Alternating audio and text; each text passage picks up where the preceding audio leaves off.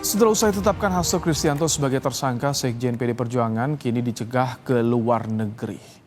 Pencegahan ini sudah dilakukan setelah KPK mengumumkan penetapan tersangka terhadap Sekjen PD Perjuangan Hasto Kristianto dalam kasus suap pergantian antar waktu Harun Masiku dan perintangan penyidikan.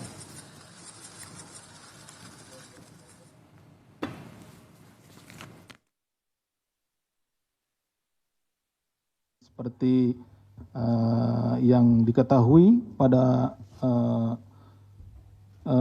SOP yang kita miliki atau POB yang kita miliki, ketika ini naik juga diikuti dengan pencekalan, ya, pencekalan terhadap yang bersangkutan, kemudian juga terhadap orang-orang yang memang berkaitan dan kita duga bahwa dia memiliki informasi dan akan menyulitkan apabila dia berada atau keluar negeri seperti itu. Jadi pencekalan serta merta kita lakukan. Selain Hasto, Kementerian Imigrasi dan Pemasyarakatan mencegah politisi PD Perjuangan dan mantan Menkumham Yasona Lawli. Melalui pesan singkat ke Kompas TV, Menteri Imigrasi dan Pemasyarakatan Agus Andrianto mengonfirmasi kabar pencegahan dua petinggi PD Perjuangan ini. Pencegahan ke luar negeri ini berlaku selama 6 bulan ke depan dan telah efektif sejak kemarin malam.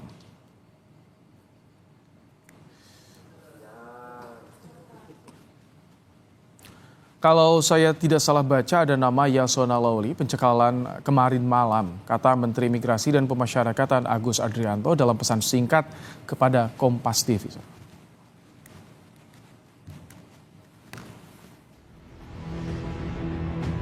Babak baru kasus suap yang menjerat buron Harun Masiku dan mantan komisioner KPU Wahyu Setiawan kini memasuki babak baru. 24 Desember kemarin, KPK menetapkan Sekjen PDI Perjuangan Hasto Kristianto sebagai tersangka kasus suap pergantian antar waktu caleg PDIP tahun 2019. Dengan uraian penyidikan perkara dugaan tindak pidana korupsi yang dilakukan oleh tersangka HK bersama-sama dengan Harun Masiku dan kawan-kawan berupa pemberian sesuatu hadiah atau janji kepada Wahyu Setiawan selaku anggota Komisi Pemilihan Umum Republik Indonesia periode 2017 sampai dengan 2022 bersama-sama dengan Agustiani Tio F terkait penetapan anggota DPR RI terpilih 2019-2024 dengan sengaja mencegah, merintangi atau menggagalkan secara langsung atau tidak langsung penyidikan perkara dugaan tindak pidana korupsi terkait penetapan anggota DPR RI terpilih 2019-2024. Selain kasus suap untuk memuluskan pergantian antar waktu Harun Masiku, Hasto Kristianto juga dijerat dengan pasal perintangan penyidikan. Beberapa peran Hasto Kristianto dalam upaya merintangi penyidikan kasus Harun Masiku dijabarkan Ketua KPK Setio Budianto. Salah satunya, Hasto memerintahkan pegawainya agar Harun Masiku merendam ponsel dalam air dan segera melarikan diri. Bahwa pada tanggal 8 Januari 2020 pada saat proses tangkap tangan oleh KPK, Saudara HK memerintahkan salah satu pegawainya di Jalan Sultan Syahrir yang biasa digunakan sebagai kantor untuk menelpon kepada HM dan memerintahkan supaya merendam HP dalam air dan segera melarikan diri. Bahwa pada tanggal 6 Juni 2024, sebelum Saudara HK diperiksa sebagai saksi oleh KPK, Saudara HK memerintahkan kepada salah satu pegawainya untuk menenggelamkan HP yang dalam penguasaan pegawai tersebut agar tidak ditemukan oleh KPK.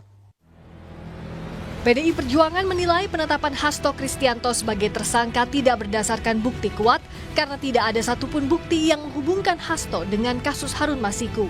PDIP menilai penetapan Hasto sebagai tersangka adalah kriminalisasi. Kasus suap Harun Masiku telah bersifat ingkrah atau disebut berkekuatan hukum tetap dan para terdakwa bahkan sudah menyelesaikan masa hukuman. Seluruh proses persidangan mulai dari pengadilan tipikor hingga kasasi tidak ada satupun bukti yang mengkaitkan Sekjen DPP PD Perjuangan dengan kasus suap Wahyu Setiawan. Keempat, kami menduga adanya upaya pemidanaan yang dipaksakan, kriminalisasi, mengingat KPK tidak menyebutkan adanya bukti-bukti baru dari pemeriksaan lanjutan yang dilakukan sepanjang 2024. Sejak pengusutan kasus suap pergantian antar waktu caleg PDI Perjuangan bergulir di tahun 2020, KPK sudah menetapkan 6 orang tersangka. 2 orang dari penyelenggara pemilu, yakni Wahyu Setiawan dari KPU dan mantan anggota Bawaslu Agustiani Tio Fridelina. Sedangkan 4 tersangka lain adalah Harun Masiku, Saiful Bahri, dan yang terbaru Sekjen PDIP Hasto Kristianto serta Doni Tri Istiqomah. 3 orang tersangka sudah divonis oleh hakim di kasus ini, sedangkan 1 tersangka Harun Masiku hingga kini masih buron. Tim Liputan Kompas TV. KPK sudah menetapkan Sekjen PD Perjuangan Hasto Kristianto sebagai tersangka dugaan suap dan perintangan penyidikan kasus Harun Masiku. Apa peran Hasto dalam pelarian Harun Masiku dan bagaimana mengawal KPK agar profesional dalam memproses kasus ini? Kita akan membahasnya bersama dengan mantan penyidik KPK ada Yudi Purnomo, ada juga peneliti Pukat UGM Zainur Rohman dan kuasa hukum Hasto Kristianto Yohanes Oberlin L. Tobing. Selamat petang Bapak-Bapak. Yo, selamat petang, sore, Mas. Baik, yang pertama Selamat saya ingin ke petang. Bang Yohanes. Bang Yohanes, apakah Anda sudah bertemu dengan Hasto Kristianto? Apa yang disampaikan Hasto pada Anda? Sudah bertemu. Kan apa kalau tidak bertemu bagaimana mau teken kuasa kan? Oke, meresponsnya apa ketika kemarin disampaikan oleh KPK? Ya tolong dikawal proses hukumnya supaya berjalan baik dengan benar. Itu permintaan dari beliau seperti itu. Dengan yang diuraikan oleh KPK, keberatan apa saja yang disampaikan oleh Hasto? Kejanggalan apa yang jadi catatan oleh Hasto Kristianto? Sangat keberatan lah. Saya nggak tahu ya kalau ketua KPK yang baru ini kan baru menjabat ketua, ya kan? Jadi mungkin dugaan saya dia tidak paham ini materi perkaranya. Dari awal ada putusan pengadilan sampai kasasi, ingkrah Mahkamah Agung, satu muatan perkara pun, satu rangkaian cerita pun tidak ada di situ menyatakan bahwa Saudara Sekjen ini terlibat atau turut serta melakukan penyuapan bersama-sama dengan Harun Masiku. Itu nggak ada itu. Ya kan? Nah, belakangan dimunculkan nih surat sprindik yang baru ada 2. Satu katanya obstruction of justice, menghalang-halangi. Nah, makanya kita bingung nih sampai sekarang di mana menghalang-halangi, apa buktinya kan?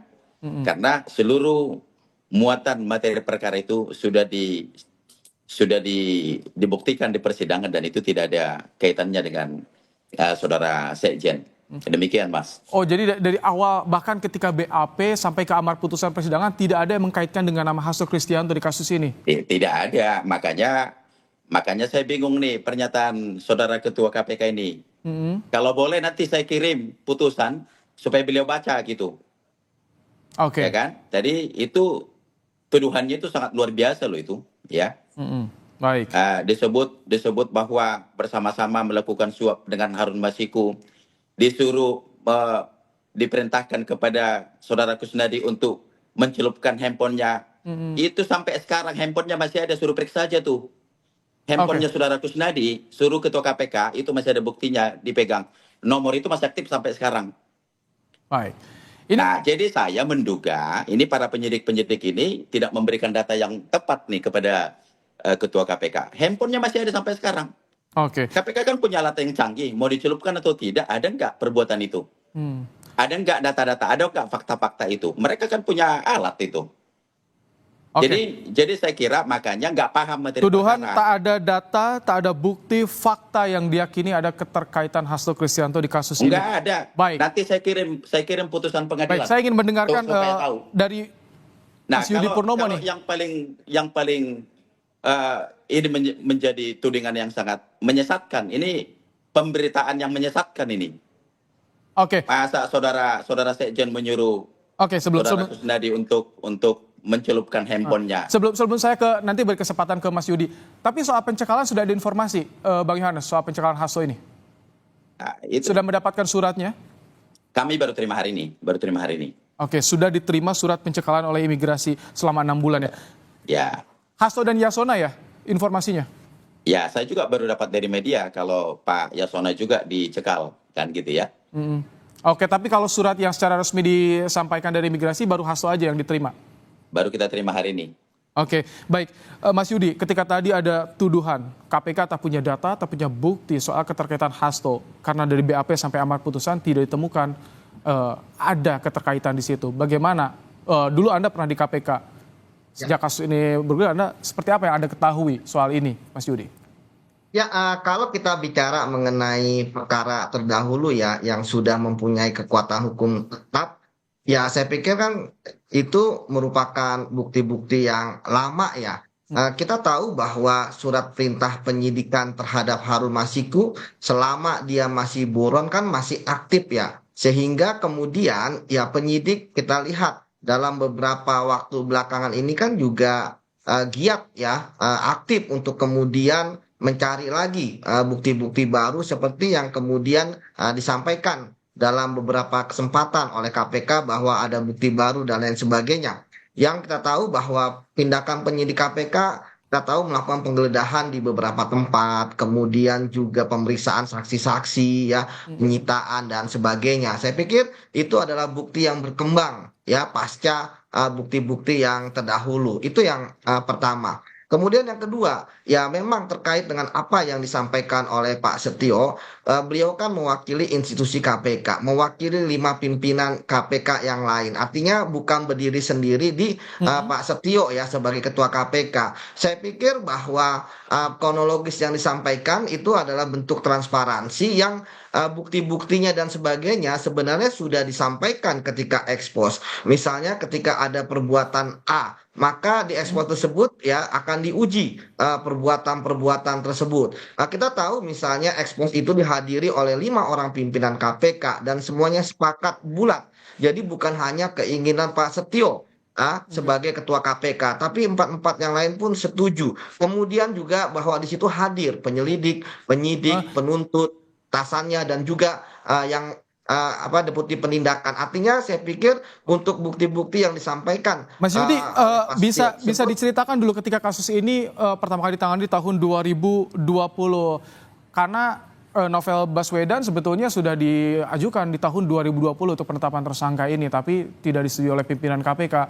Apa sih sebetulnya menjadi kendala saat itu, Mas Yudi?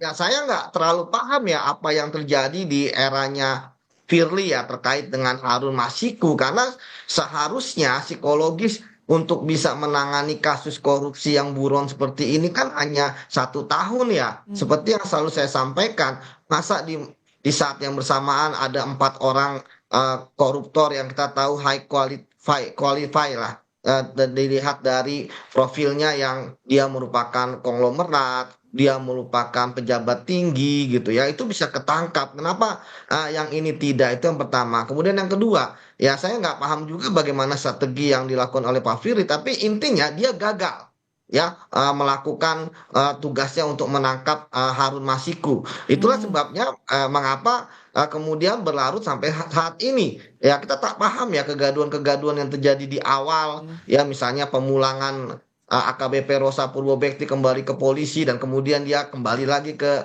KPK, kemudian juga ketidakseriusan Firly, akhirnya yang bahkan salah satu penyidik yang paham tentang kasus Harun Masiku di-TWK-kan, disingkirkan oleh Firly. Artinya bahwa ada sesuatu di situ. Namun ya saya lihat bahwa ya saat ini penyidik mencoba untuk bekerja benar lah ya terkait dengan bagaimana mendudukkan kasus ini ke jalan yang benar seperti itu. Kalau baik, Mas Jen, bagaimana Anda melihat kemarin KPK menguraikan soal perintangan penyidikan? Ini beberapa yang disorot juga oleh tim hukum dari PD Perjuangan. Apakah dengan uraian dari KPK ini bisa semakin terang peran Hasto Kristianto dalam pelarian Harun Masiku bisa terungkap atau bagaimana menurut Anda, Mas Zen?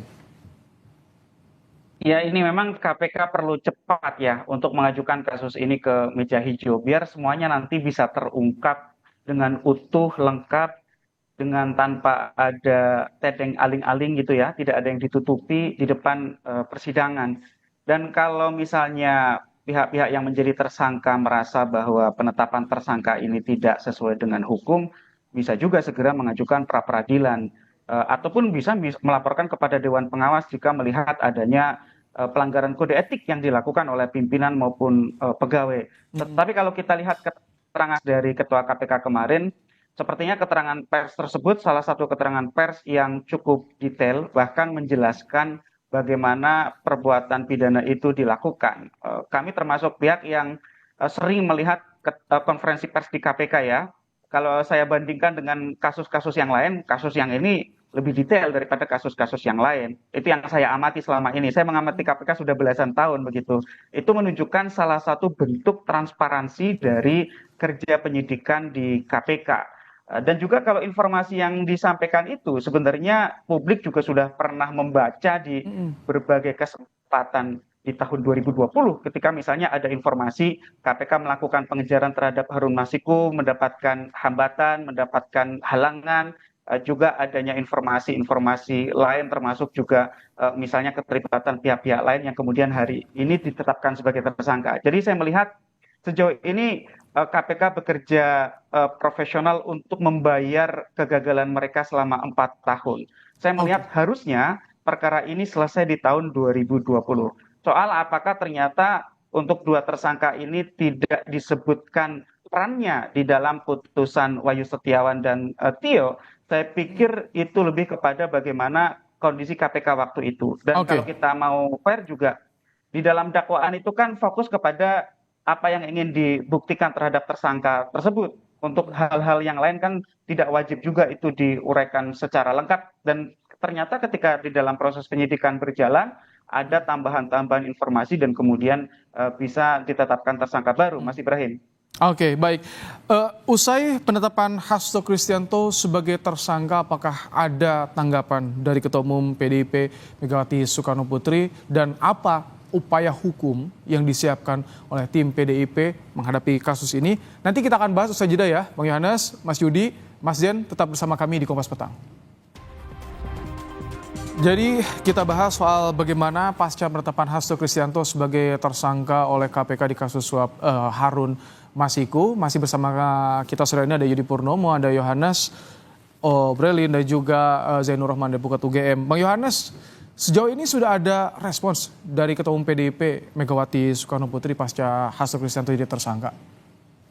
Ya, tentu sebagai Ketua Umum, Ibu Ketua Umum sudah mendengar cerita ini sudah menyaksikan juga, maka arahan-arahan secara langsung diberikan kepada kami bahwa karena kita partai yang selalu diperintahkan untuk menghormati proses hukum, maka kita harus mengikuti proses hukum itu dengan baik.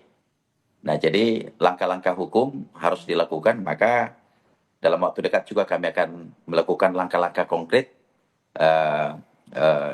untuk membela kepentingan klien kami.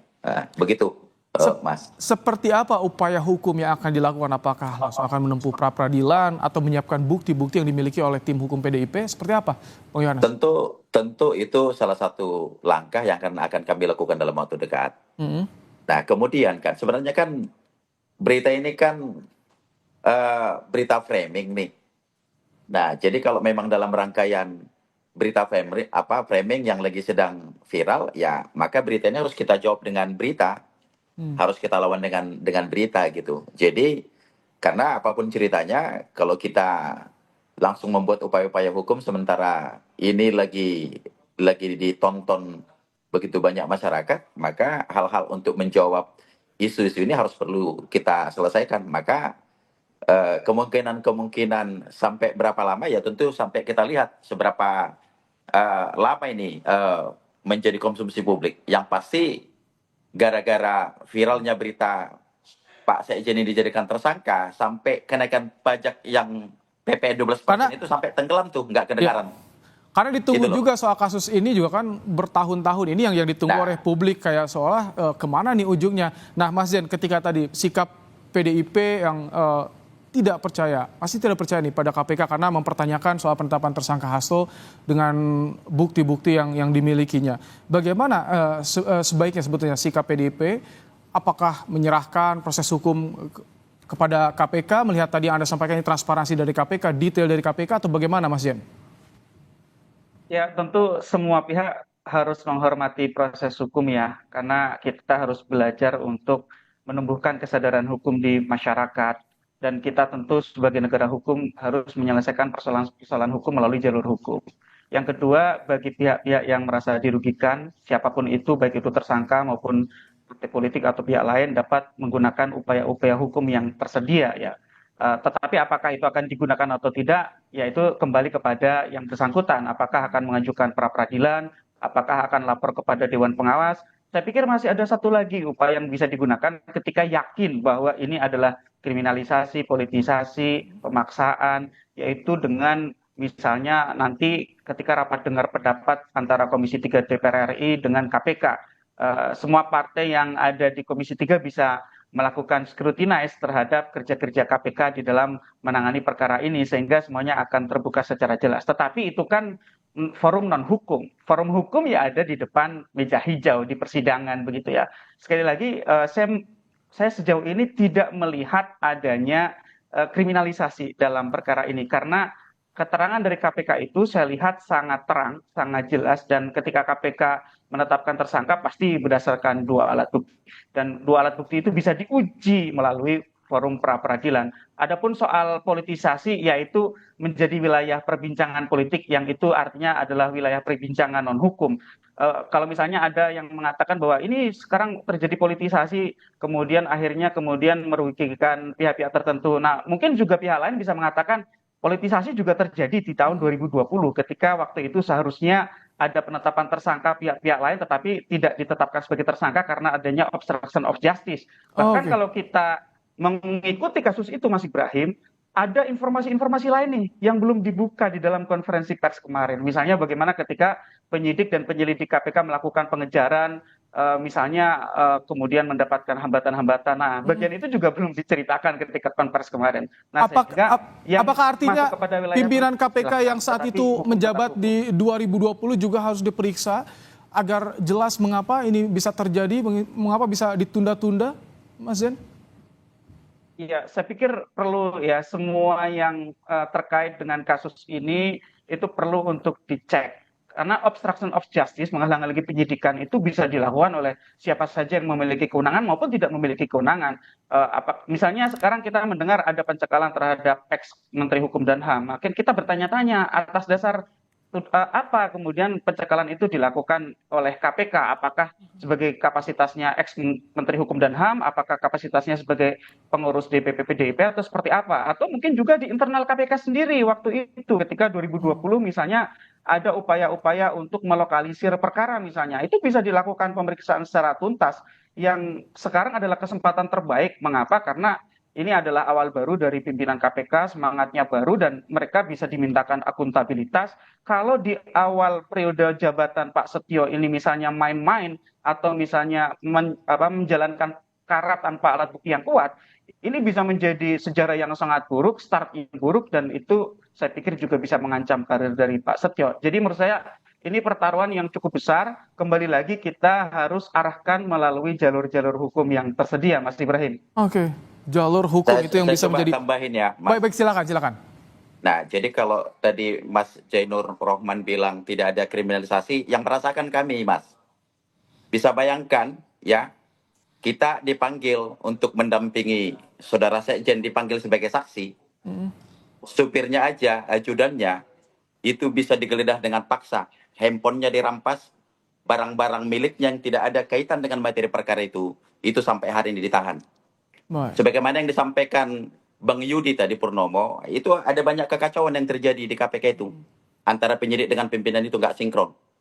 Bisa bayangkan nggak hari ini, kita yang ditersangkakan, kita tidak pernah terima suratnya, tapi surat itu bisa bocor ke media, kita menjadi bulan-bulanan media. Di mana profesionalnya KPK? Baik. Ini kriminalisasi. Jadi kalau dibilang tidak ada kriminalisasi. Baik, artinya itu kriminalisasi. Bang Yohanes, nanti itu akan dipakai sebagai celah dalam upaya hukum yang akan disiapkan sudah ya pasti. oleh Itu tim sudah hukum pasti akan kita lakukan. PD. Baik. Bahkan seluruh penyidiknya pun kita sudah laporkan ke Dewas itu, dan itu mereka sudah. Oke, baik. Saya ingin ke Mas Yudi ya, singkat saja ya. Paham betul bagaimana. Oke, kami tangkap, Bang Yohanes. Saya ingin ke Mas Yudi. Dengan penetapan tersangka Hasto ini, apakah bisa mempermudah untuk memburu Harun Masiku, Mas Yudi? Ya, memang tujuan awal dari proses ini kan adalah mencari dan menangkap Harun Masiku setelah bulan depan itu 5 tahun dia menjadi buronan. Ya, ini memang sangat menarik ya ketika misalnya seharusnya kan step by step ya berdasarkan bukti yang ada kan saat itu fokusnya adalah menangkap Harun Masiku, baru kemudian diketahui siapa kemudian di atasnya. Dan kalau sekarang kan ketika KPK kemudian merasa mempunyai alat bukti yang cukup, ya kemudian akhirnya menetapkan Pak Hasto bukan hanya dalam kasus suap tetapi juga merintangi penyidikan, ini menurut saya sangat menarik. Ya, ketika kemudian Pak Hasto ini sudah menjadi tersangka, saya pikir seharusnya Harun Masiku ya keluarlah dari persembunyiannya seperti itu, Mas. Karena buat apa lagi dia bersembunyi dan dia mempertanggungjawabkan perbuatannya. Baik, terima kasih Mas Yudi Purnomo. Ini Bang Yohanes, durasi kita sangat terbatas karena ini durasi kita terbatas, jadi nanti di lain kesempatan kita juga. Saya senang kalau ada. Baik, kami hargai tadi pendapatnya. Terima kasih Mas Yudi Purnomo, Bang Yohanes Obralin Tobing dan juga Zainur Rohman telah bergabung di program Kompas Petang sore hari ini.